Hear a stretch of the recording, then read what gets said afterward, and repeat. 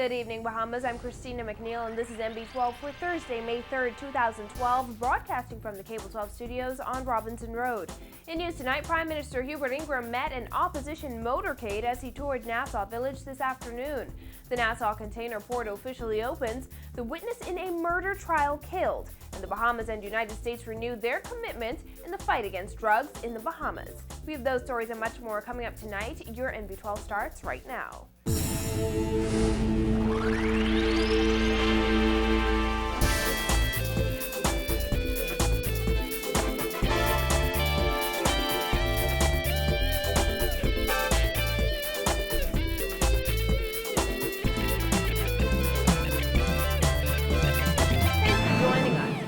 Minister continuing his whirlwind tour to get as many constituencies in as he can before election. Today, after returning to New Providence from Mical and Moores Island, Abaco, the Prime Minister kept it moving by opening the new Nassau container port and then on to Nassau Village. And as Paige McCartney tells us in this report, it didn't stop there. She tagged along with the F&M this afternoon and filed this report.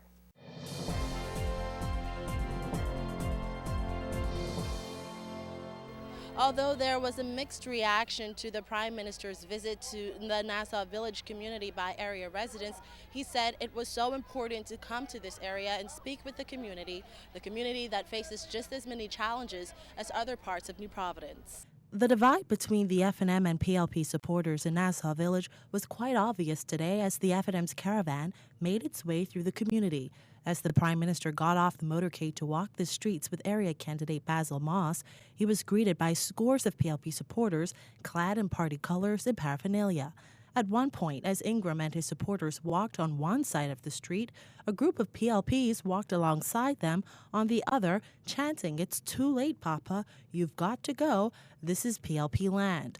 That didn't stop the Prime Minister, who said his visit to Nassau Village today was symbolic.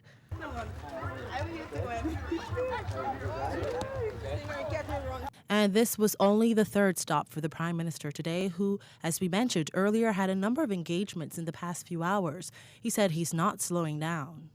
I'm very comfortable with the great progress we've made there. I'm not saying we're going to win there. We're making great progress there. We'll win the seat, mind you, but we will not win the majority of votes in Moores Island. But we only got 60 votes there last time. We'll double that or more this time.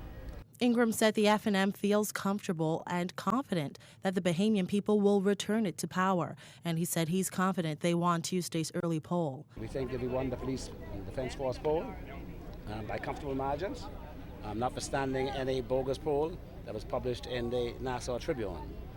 We are satisfied that the majority of the people of the Bahamas have decided that they will stick with the F&M. But the F&M wasn't alone in Nassau Village today. The PLP, whose candidate for the area is Dion Smith, also held a motorcade along the same track as the F&M. And as the Prime Minister continues to target areas that are considered PLP strongholds, for instance, his visit to Mical Wednesday, he said he's not the least bit concerned by the PLP's challenge of so-called F&M stronghold seats like North and South Abaco, where the PLP drew quite a crowd last night. I have no interest in them going to Abaco. They can go to Abaco and spend as much time as they like. It makes no bloody difference whatsoever. Abaco is F&M. After this walkabout, the Prime Minister jumped on a plane and headed to Long Island for a brief visit there before coming back to Nassau for an R.M. Bailey rally tonight. For NB12, I'm Paige McCartney. With just 4 days left until voters head to the polls for the general election, Perry Christie and the Progressive Liberal Party took their campaign to the Prime Minister's constituency of North Abaco, where hundreds showed up to support the party. It was there that Christie defended his wife's claims of assault and aimed to set the record straight on the oil controversy. Nakia DeVoe has the details. In front of a large crowd of PLP supporters in North Abaco last night, Perry Christie laughed off F&M spokesman Tommy Turnquest's accusations that the PLP leader and his wife fabricated the spitting incident out of growing desperation to gain power. Now I understand Tommy Turnquest said today that my wife and I invented the story about someone spitting at her. And we invented the story to get some kind of attention. But look at me tonight. Look who I'm standing before.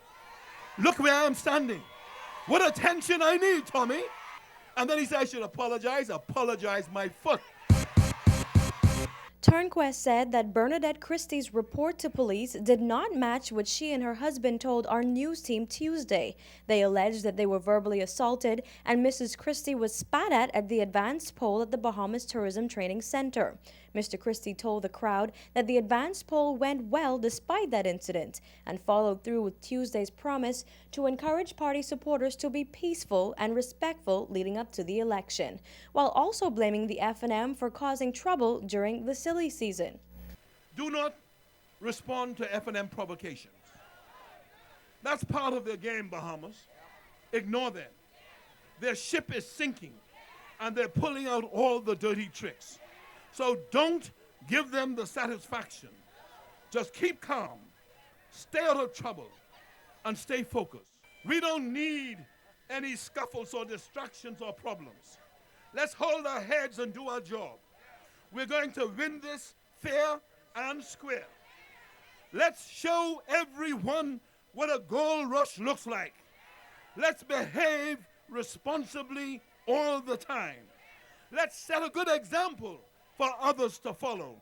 The PLP leader also blasted Prime Minister Hubert Ingraham for his attacks against Christie regarding oil drilling. He said the issue is too serious for the Prime Minister to be using as a last-minute political tool. Christie said unlike the current government, the Christie administration granted oil exploration licenses with strict environment and safety standards and to companies with an unblemished history of oil exploration. He said that oil drilling will not happen under his watch unless Bahamians want it to happen and vote for it in a referendum. He granted a license with no environmental or safety conditions. None. None. Zero. Zip. No environmental conditions. No safety conditions to a company with no history in oil exploration at all. In fact, he gave permission to drill to a Las Vegas lawyer and real estate man with no experience in the oil business. It's unthinkable. It's unbelievable, that's right. The PLP leader also appealed to voters considering the Democratic National Alliance to choose the PLP for change, claiming that voting for the DNA is helping to keep the F&M in power. The PLP is back in Grand Bahama tonight for a mass rally on that island. Reporting for NB12, I'm Nakia DeVoe.